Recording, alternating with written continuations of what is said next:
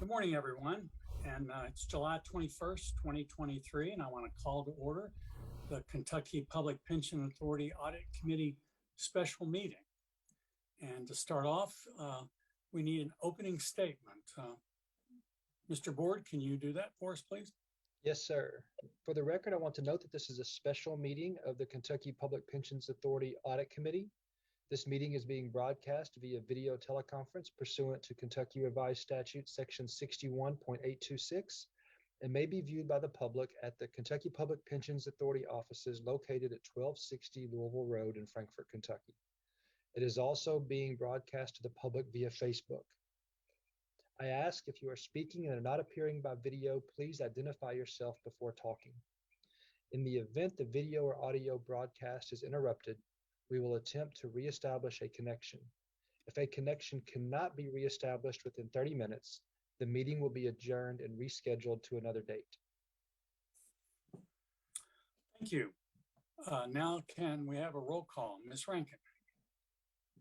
Yes, sir. Mr. O'Meara? Here. Ms. Hampton? Here. Ms. Pendergrass? Here. And Mr. Summers? I'm sorry, I was on mute here. There you go. Thank you, sir. Thank you. Next are the approval of minutes. Included in the packet are the June 21st, 2023 minutes. Do I have a motion to approve? So moved. Thank you. And a second? I'll second. Thank you. Any discussion? Hearing none, all in favor, please say aye. Aye. Aye. Aye. All opposed, no. They are approved. Next is the conversion of job description from Division Director of Internal Audit to Chief Auditor. Mr. Board, can you just recap where we are in the process of the new internal audit and auditor, please? Yes, sir. So you'll recall at our past board meetings, we made quite a bit of progress on the implementation of House Bill 587. We have adopted the audit committee charter. We have amended the bylaws of KPPA to reflect this new structure. We have adopted the calendar that of the former Joint Audit Committee to make it the KPPA Audit Committee for the remainder of this year. One of the outstanding issues we have is the internal audit charter, and that's on for a later date at a regular audit committee meeting, I think next month. And then we have the job description as we are transitioning from the division director title, which is an 18A position job title, to what we have determined to be the chief auditor position, and the way we've named that, so that there's some difference there within since this new position is outside of 18A, we needed to have a difference in title for the personnel cabinet's purposes. So we came up with that job title. And when we took this to the KPPA board at its meeting in late June, there was some discussion about this, and the board asked that this be revisited by this audit committee. And so that's the purpose of this special meeting, is to talk about how we moved from the position description that was there for the division director to the position description that we currently have for the chief auditor.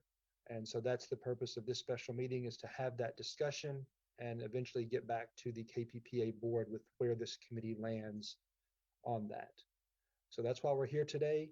And I will turn it back over to the chair. Thank you, Mr. Board. Included in the reference material is the job description as amended, as well as the form that has to be filled out and recapped, as well as a memo from Ms. Coffey explaining her comments at the KPPA board meeting. So let's start with Ms. Coffey explaining her memo to the board. If we can start there, please. Make sure everyone can hear me. Yes. Yes, okay. Good morning. I just wanted to thank you for this opportunity to discuss this a little more. And the first thing I want to say is the position description that was approved for the chief auditor, I think it is 100% accurate. I think that the discussions that we've had around that job and what is involved in it are accurately reflected in the job description that was previously approved by the audit committee. There were some questions asked at the KPPA meeting and some comments made. I think that led to some confusion. Definitely not my intention, and I apologize for that. So when we talked about the comment about this being a change from the division director's job description to the chief auditor's job description, while the job descriptions are similar, the day-to-day tasks will be different. And that's what's outlined in this memo. And I can go over those in more detail, or if there were specific questions about anything, I would be happy to answer those, whichever one the committee would prefer. Ms. Coffey, if I could recap the highlights of your memo. I believe what you're saying is that you will be doing more strategic work than you're doing now. You have more staff than you had before, and you're reporting to a board rather than an executive. Are those the three highlights of your memo in summary? They are, yes, sir. All right, well, I'll open it up to discussion to the committee. Does anyone have any comments? Ms. Hampton. has her hand up. A few. Kristen, first, thank you. A couple things, if I refresh, I thought that the job description as it was presented did have some differences, minor, but like the strategic area that were not discussed at the audit committee. Let me check with you on that before I go on. So there may have been differences. I did think we had discussed them. So the position description for the division director, as it was originally, when they pulled mine, so as division director, they pulled my position description. That's where we started. It was out of date with even what I'm doing as division director. So we updated that. It needed to be updated anyway. So as we were updating for the chief auditor position, you did see some wording changes, probably that included that strategic information, but some of that is stuff that's being done as the division director. It just wasn't included in that position description. Okay, so there were, and I think that's where the board said we needed to bring it back to the committee. It wasn't that there was some reason, because there were some things that we didn't discuss, and that I think the strategic area is one. But let me go on, and I'm going to talk about what my position is, because I've given this a lot of thought. I have worked with internal audit forever. It's the CFO and even CEO of large organizations. I worked with internal audit very closely. We actually have a fairly large internal audit group as it is, and we have looked at how the internal audit group has grown. To be honest with you, Kristen, I thought we were doing a great job, and I see absolutely no reason to change what we're doing. I have seen no reason to change your responsibility. I like what we were doing. To me, it was the function of an internal audit. That strategic is the function of a board, And I don't see strategic things as the function of an internal auditor. I think you have an audit plan and you present to us, we look at it, we discuss it, and go forward. So we as a board did not ask for this change. It was asked by, we have no idea where it started, but it was done by the legislature. And Michael has has confirmed with the legislature that they didn't mean to change anything other than the reporting. So I appreciate what you're doing. I appreciate your thoughts, but to me, that's not the role of an internal auditor. The role of an internal auditor was what you've done all along. So that's kind of where I'm at. Any other comments? Discussion points?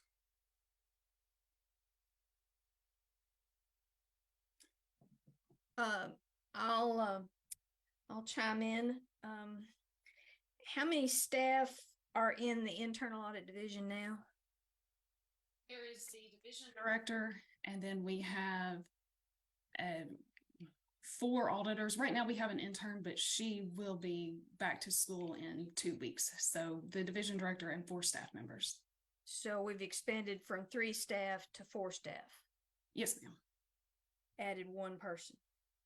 Correct. Are we fully staffed? We are, yes.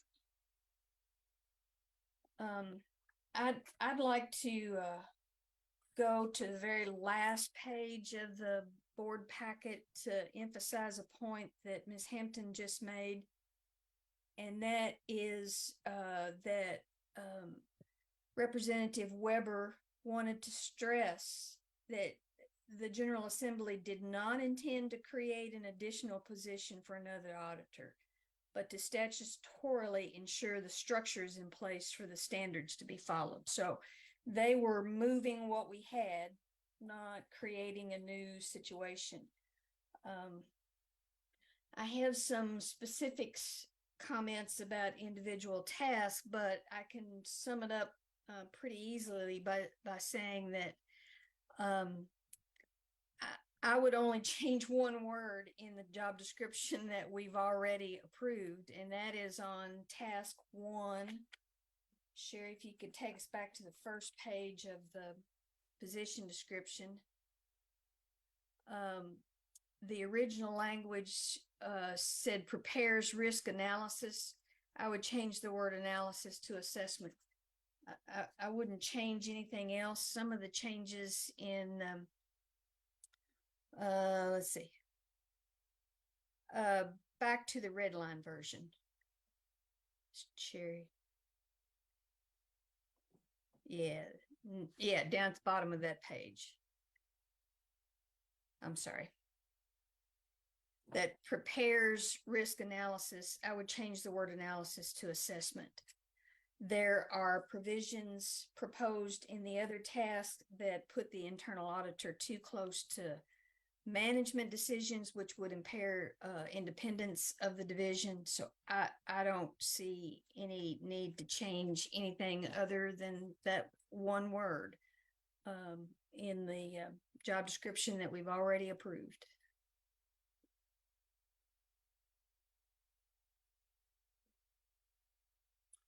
All right. Any other conversation, discussion points, questions to be answered?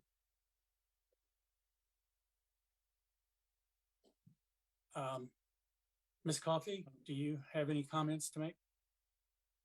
Maybe just a few questions. I don't know if this is, and this could be something that we could discuss at another time. But when it comes to the job description, again, like I said, I agree with this job description. I think it was accurate for what is expected out of this role. But going more, Ms. Hampton, with what you were saying, so this role as division director has spent a majority of its time on administrative tasks and not functional tasks. And I just want to confirm that is kind of, it sounds like that's the way we want this chief auditor position to keep going, so that this person is serving more as a supervisor role. which was kind of outlined in my memo, that a lot of the tasks that the division director performs are those more of a supervisor versus a director. I just want to make sure we all are on the same page that that's going to stay in that with those types of job responsibilities. And I may have misunderstood. That's why I'm asking. I just want to make sure we're all on the same page. Ms. Hampton. I'm really unclear what you mean about I'm spending more time on administrative um, when you have other people like Laurie, you know, you have people in HR, you have people like this. So I don't get why you're spending any more time today on administration than you did when you had three. So it seems to me that, you know, reviewing audits that other people have put together is part of the, do you consider that administrative? No, when I'm talking about the administration, it's the training the new auditors as they come in. My role is responsible for the training. My role is responsible for all of the evaluations that are performed on the staff. It's more along those lines, not the functional tasks like reviewing and overseeing. Well, have you found that you are unable to hire more experienced auditors? We have struggled with that. When we posted more experienced audit, the internal audit position, that's the higher level, we didn't get candidates for it. But I'm confused about why those duties are changing simply because we moved the supervision of your position. So those I think duties, you've always been doing that. I have always been doing that. So those wouldn't be changed. So this moving it to a chief auditor isn't changing those. But when I look at what it looks like is wanted out of the chief auditor based on like the internal audit charter and this job description, I'm just concerned about the ability to successfully meet those requirements when so much time is dedicated to the other tasks. Well, I have to agree with Ms. Hampton. I don't think we intended to add responsibilities to the chief auditor position that were not in the division director job description. Am I right on your assessment, Ms. Hampton? And I agree with that. Absolutely. And yeah. This whole conversation to me, I don't, they're essentially doing the same job. So, I mean, I don't understand. There may be some things you have to, or that individual may have to do some things slightly differently, but I think we're really not talking about anything that should amount to too much personally.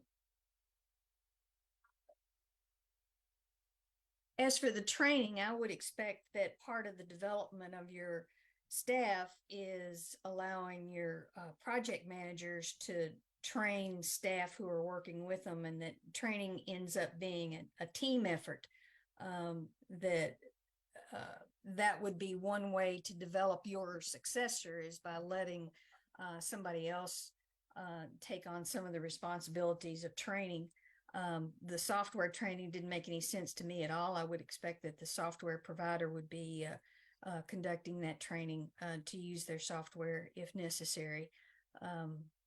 The reporting issues that you raised, you're already allowing some of your staff to present the reports for the projects that they have managed, which I think is a great idea. Again, it adds to their development, professional development as a team member. So I'm just at a total loss about where the discussion started about changing the strategic role of the chief auditor compared to the division director. We never intended that. Kristen, I just want to add that I have been extremely impressed with the product coming out of internal audit. It's clear, you understand the organization, and so I just keep on doing that. I mean, what you've done has been great. And now you've got auditors. Now, how much experience run through your 4 auditors? How long have they been with you? So we have an internal auditor. She has been with the organization for several years, I believe since 2014. She's been with us almost a year, but she has 8 years of internal audit experience. I believe that's right. I could be off a year, but I think 8 years. And then we have the title retirement investment specialist. She's been with us since March of 2021. And then we have an auditor 2 position, and he has been with us since July of 2021. And then we have an auditor 1. He joined us as an intern in May of 2021. We were thrilled with him, and when that was over, we were able to post a position, and he joined us full-time in September of 2021. Is that right? Well, that's one of the reasons you have such great reports. You have a very experienced staff, so that's great. So just to maybe throw out something else that to think about. We don't have to make a decision today, but I think this is something I would come to the audit committee with. So here we are. We're here. I would love to have the option to help my staff grow and to delegate some tasks to them, and again, help them grow in their career. There are positions available that would allow some of our staff to be promoted into a more supervisory role and take on some of these tasks like evaluations and overseeing the training to make sure that the new staff are properly supervised. Is that, it wouldn't change the number of staff. It's not it would just be a new position. Is that something that the audit committee would maybe consider looking into? Or Mr. Board, could you opine if this conversation is appropriate for a special meeting or at a different time? Because the agenda item on this special meeting is strictly to discuss the conversion of this position description, I think we need to restrict ourselves to focusing on that discussion. So I agree with you, Mr. O'Mara, and thank you for realizing that and bringing that up. But I do think we need to limit that focus. And not to say that it isn't a good discussion, it's just that we're limited in our scope for today. The only other thing I wanted, I'm sorry, I would Ms. just like, on that topic, I totally agree with Michael says, and I think that I would advise you to go talk to Laurie about what you're talking about, and when you come back to the committee, some information from HR. I can do that. The only other thing I wanted to discuss, and it does relate to, I believe it relates to this conversion. If not, somebody can step in. So as you look at this position description, I believe the last item, task number 7, is going to be other duties as assigned. So that's kind of a catch-all for anything else that might come up. So one of the items, and this was mentioned at another meeting, one of the items that falls under this role is kind of oversight. I think that's the best word, oversight of trustee elections. And I think it would fall into, it's not outlined. I don't know that it's outlined anywhere else, but it does fall under this other duties as assigned. And the reason I bring that up is I know there was some discussion about internal audit serving as an evaluating team member, someone who actually had a vote in vendors. And so while we're discussing this role, I didn't know if that would be a good time to talk about this, because that contract is actually up for bid right now. It's with finance. They are ready to issue it, and they have asked us for our evaluation team members, and we're kind of at a standstill because we don't know what to tell them, because we weren't sure if this role was going to continue to cover that. I think we have to be very, very careful not to assume management roles that would impair independence of the office.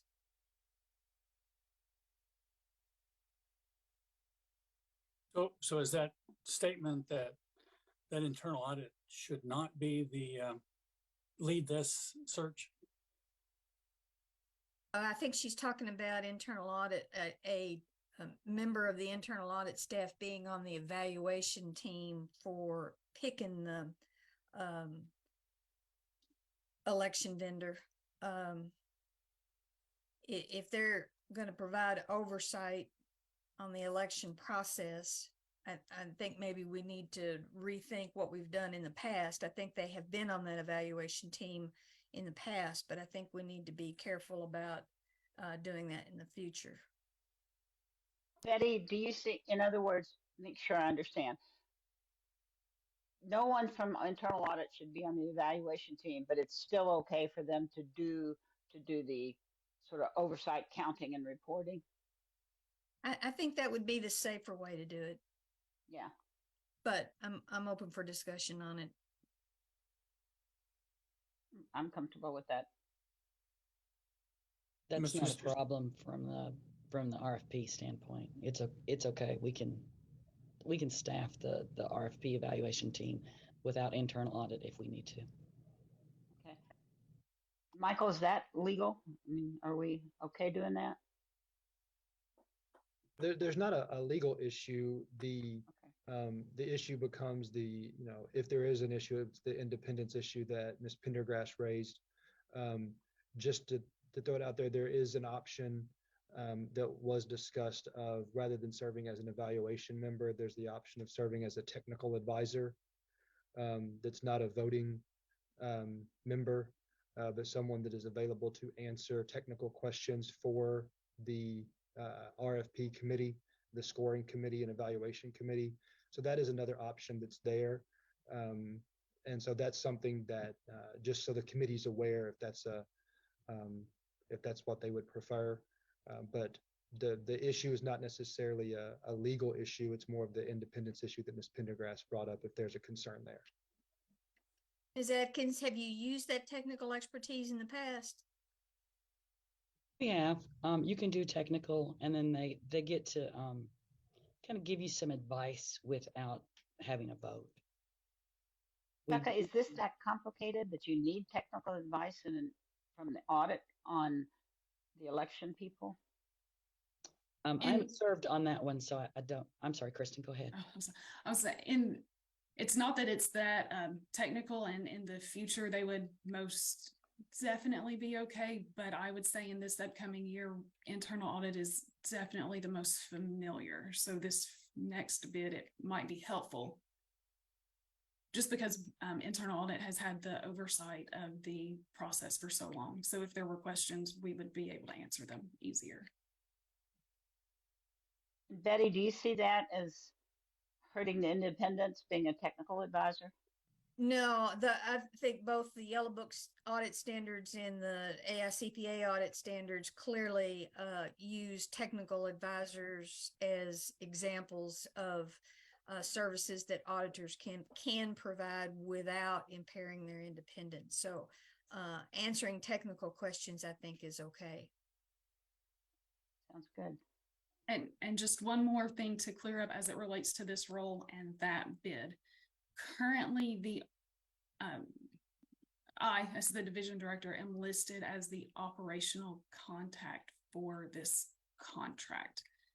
Is that something that we would rather move outside of this role?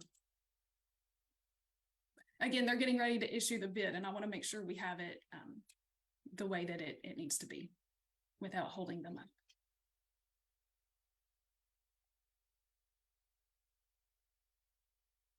Well, if you're not on the decision, I wouldn't see where you would be listed as the contact.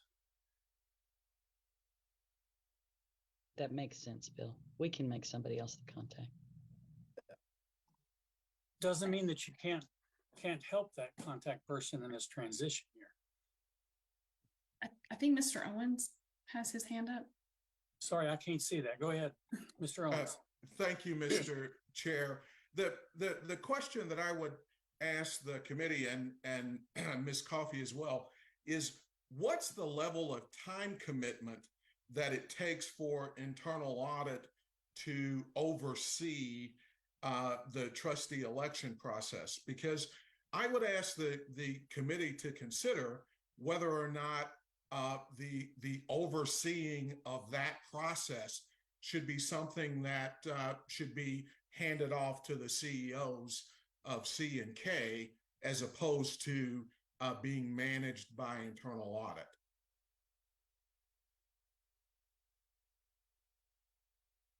I would prefer to leave it with internal audit the way we have done it in the past. It seems to have worked very well. But I do think that you could, that the issue that Kristen's talking about now, like who's going to be the contact for if there's a question, I think that you and John could be good resources in that. And I know we're probably dancing on the edge of the agenda. Now that I have some guidance on the evaluation team, and I know that finance was waiting on that, is this something that the committee would maybe prefer that we add a discussion on this to the August meeting so that we can talk about this in more detail? If the committee feels it's necessary. I see Betty. Michael, have we discussed anything? Oh, go ahead, Betty. I'm sorry. I don't think it's necessary. I think we figured it out already. Mm-hmm. Well, then Mr. Owens, to answer your question about how much time it takes in the RFP process, we write the RFP. The first year that was kind of time consuming, but now we have a draft, so that only took a couple of hours. Answering questions from vendors, and well, we won't be on the evaluating team, so we'll take that away. The actual evaluation can take some time, but now internal audit won't be on that part, so that will save us some time. When it comes to an election year, the oversight is fairly time consuming. There are a lot of steps. It involves working and organizing and coordinating with multiple divisions just to make sure we meet all the statutorily required deadlines, and that we get all of the mailings and notifications sent out on time. So we work with communications and IT and then this election vendor. Maybe 75 hours is put into it, but that's not all at one time. I mean, you spread that out across the entire election process. And then there's also the updating. The way we're, sorry. Was there? Go ahead. Okay. And then the other part of it is we also make sure that the election policies stay up to date, and the regulation, the KAR that's attached to it, we make sure that that if any updates are needed, we would communicate those to legal, and then we present the election to the board, the election policy to the boards each year. Ms. Hampton. Yes, Ms. Hampton. Okay, in this discussion that is in the other duties line, I think what seems like the consensus is you are a technical advisor on the procurement. You are continuing your work with the 75 hours you were just talking about, and the other item of who does the vendor call if they have questions. I think it came down to John and Ed. All right. Are we finished with that discussion? Okay, if I could kind of recap what I'm seeing and hearing today, it seems the committee's direction is that this is the same job as before with just a new title due to the 18A requirements and things that the state require as far as the old title. And there was an amendment to change to the word assessment on one line. And then based on those guidance, I think the last question would be whether your percentages would be proposed to be changed or not. Am I summarizing where we are? Have I left anything out? Okay, Ms. Pendergrass, would you go over your amendment again, please, for the committee? I was in task 1, which is at the bottom of page 11. That sentence that is struck through in the second line, prepares risk analysis. I would change that to prepare risk assessment. I don't think we need to change the percentages on the task, but just the one word, analysis to assessment. Sherry, My copy Sherry, has analysis changed to assessment. Yes, that was part of the proposal. That's the only part of the proposal that I think we should do. Oh, all the other red line you're saying No. not to, Yeah, no. I see.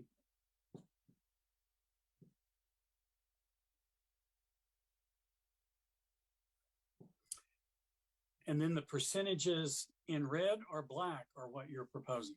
Black. Okay, so we approved this with these changes. You're now saying to amend that approval to only take the proposed word assessment to the old wording. Am I stating that correctly? Yes, and if the rest of the committee thinks that's too small a change to fool with, I'm okay with that too. We can manage. Well, I misunderstood what your proposal was, so it's a good clarification. Sure. So comments on Betty's proposed amendment to the job description.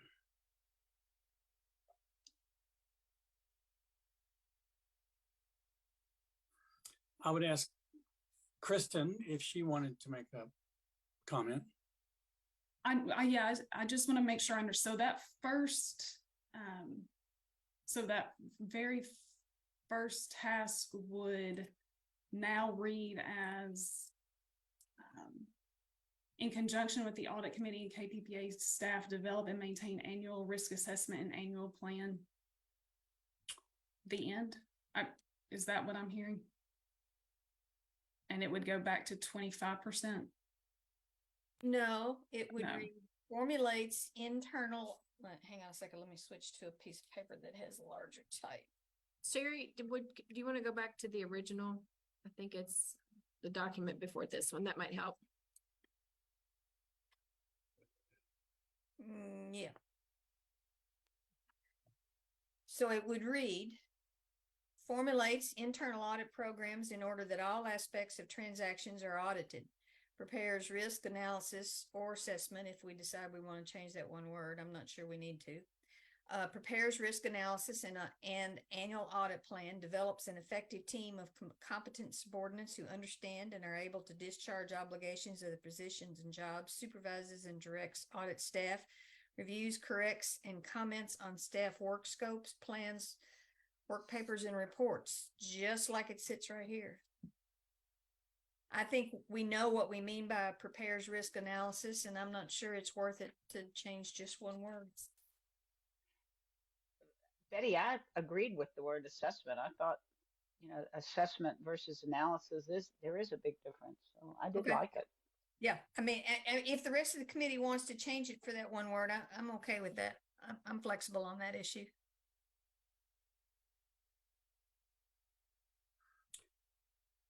Well, now, Ms. Coffey said that this wording was outdated, so I think she needs to comment on that statement. I thought we already fixed the outdated language when we wrote this one. Lori? This is the original. This one's been in play since July of 22. There may have been some, I think we just changed at that point, KRS to KPPA maybe. But we can, in the CRIS system, we can make any updates that we need to.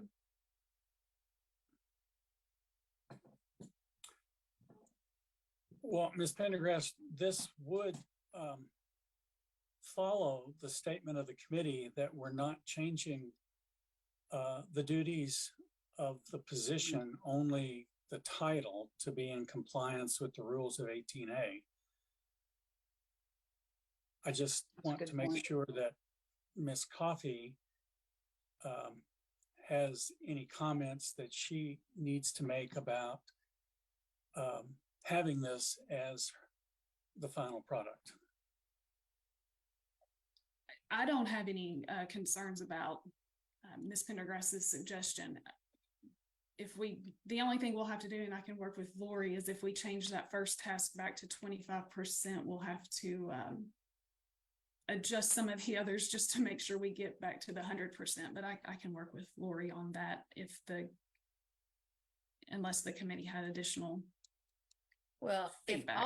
if all the percentages sit at the amounts in the black figures, then they should total to 100%. We shouldn't have to adjust anything. I'm suggesting that we don't change any other task, so the percentages would remain the same as we approve them in June. So the one we're looking at right here is the original unedited, not approved one. And then I think on Okay, now I'm confused. Why are we working with one that we changed? And then I believe page 14 is the one that was approved. What was put in the packet was the existing job description, which is what we were just looking at, the suggested changes, and then the final one that incorporated those changes, if I'm summarizing correctly. We approved one in June. Am I correct on the date that we approved a job description in June, right? Yeah. Yes. And that's the one. Why are we not comparing these changes to that job description rather than going back a job description? It was to show the history. That was the intent here. Okay. What it was, the changes proposed, and the third is what we approved. Is that correct, Ms. Coffey? Yes, sir. That's Betty 6.4. Well, that was not clear to me at all. And so I don't know that my assessments have been accurate. If these red line changes are, I mean, when I looked through the third one, I thought it incorporated all the changes that were in the red line version. That is correct.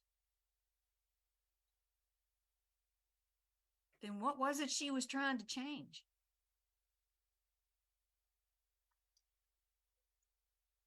Basically, the old had 25% in task one, the new has 45% in task one. And the wording, each of the wordings have been changed as well.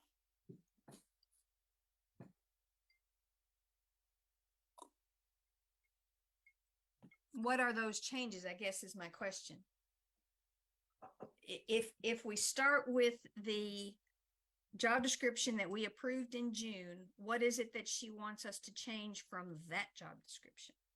She's not wanting to change anything. She said that those changes approved changed her scope of responsibilities. Am I stating correctly? Yes, sir. Yes. The job description approved in June, I believe, is 100% accurate. It was just the day-to-day activity, the day-to-day tasks that are performed for the expectations of the chief auditor seem different than what the day-to-day tasks are of the division director.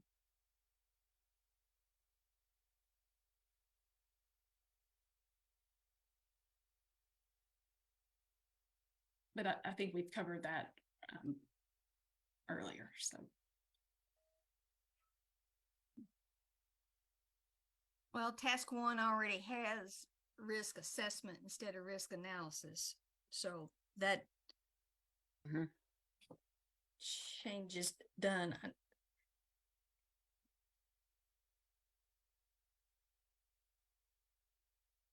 All right, well, let's regroup. Now that we're on the changed job description that was approved in June, I think the discussion is that a material change from the duties and responsibilities prior to this KRS being imposed? And I think the committee's statement is, no, they're not. All we've done is changed the job title and updated the job description. So I would look to each of the committee to see if they agree with that statement. Mr. Eager has his hand up for a question. Who does? Mr. Eager. Yes, Mr. Eager. Yeah, I think what it doesn't necessarily change the duties that much, but it defines the responsibility for the statute, and that is that the reports to the board, and it also incorporates identifying that works in conjunction with staff. So there's a definition of the kind of the support the staff would give. And, but the old job description had no reference to reporting relationships. This one does.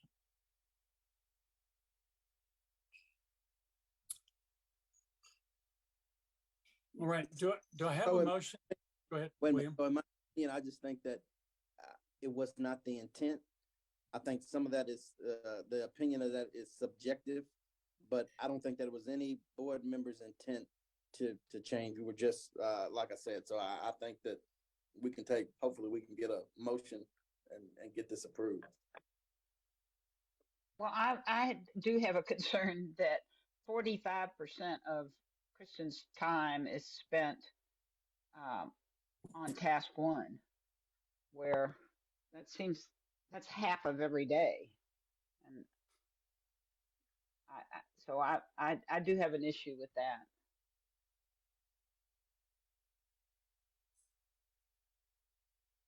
I think I can help with that. So with the Chris timesheet, with this Chris job, this is the format we have to use. You're only allowed 7 tasks. So some of the boxes have to combine multiple tasks so that you can get them all in there, so that every task is in the job description, but fits in one of these 7 boxes, since we're limited to 7. So I think that's why that percentage is so high, because it just covers multiple areas. Yeah, but like task 3 is pretty much just administration.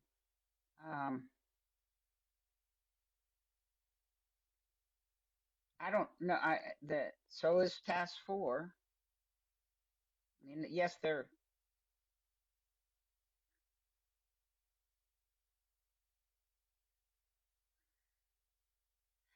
I understand what you're doing, and you're trying to put down everything you're doing. But to me, today, you spent 25% on task 1, which includes task 3, to me. Task 5, I mean. And that's why we were saying that first one needed so many updates, because it wasn't reflective. So this is telling me then that you spend almost 70% of your time on these things rather than 25%. And we just talked about the fact that you've got a pretty experienced staff now. I don't know how much they need 10% of your time and working computers. So Kristen, help me. So is that task 4? I don't know which. Yes, task 4. Okay. So we have a software that we are utilizing for audits. It is outstanding. It can automate a lot of stuff, but it includes creating some standard templates. So to do that, they train one person as a champion. And my role was trained as that champion. So I'm the only one who has access to go in and make those changes. We do have another person who was trained in some of the champion role and could take that over.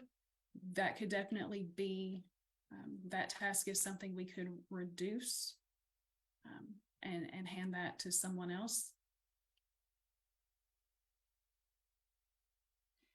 Okay, and task 5 is staffing of the audit. I'm just, I see how you broke everything down, and I think is really good. I just think that you've got, the first one is administration, and so is some of these others. And when you add it up, I've got you doing more administration than like reviewing audits and doing those kinds of things. So Yeah. can you just take a It's look kind of at my it? concern. Well, so Would- that's what we're saying. Would Sorry, it be Bill. appropriate?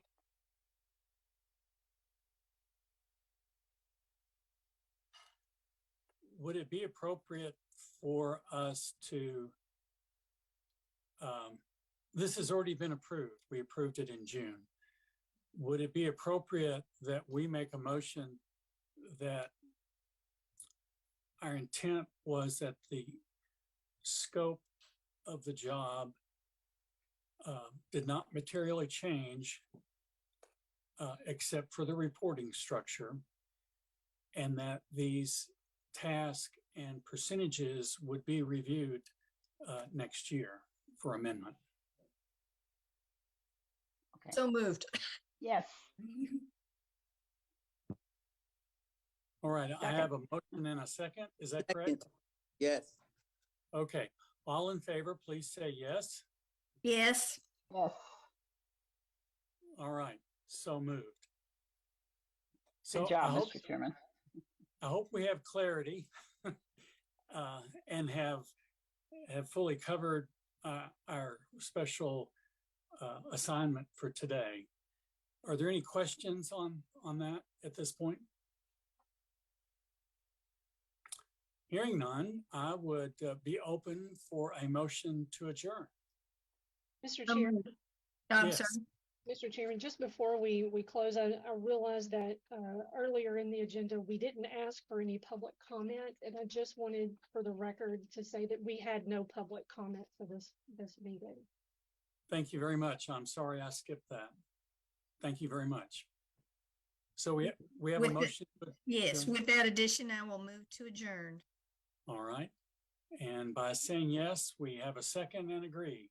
All in favor, please say yes. Yes. Yes. Thanks so much, everybody. I appreciate everyone's time.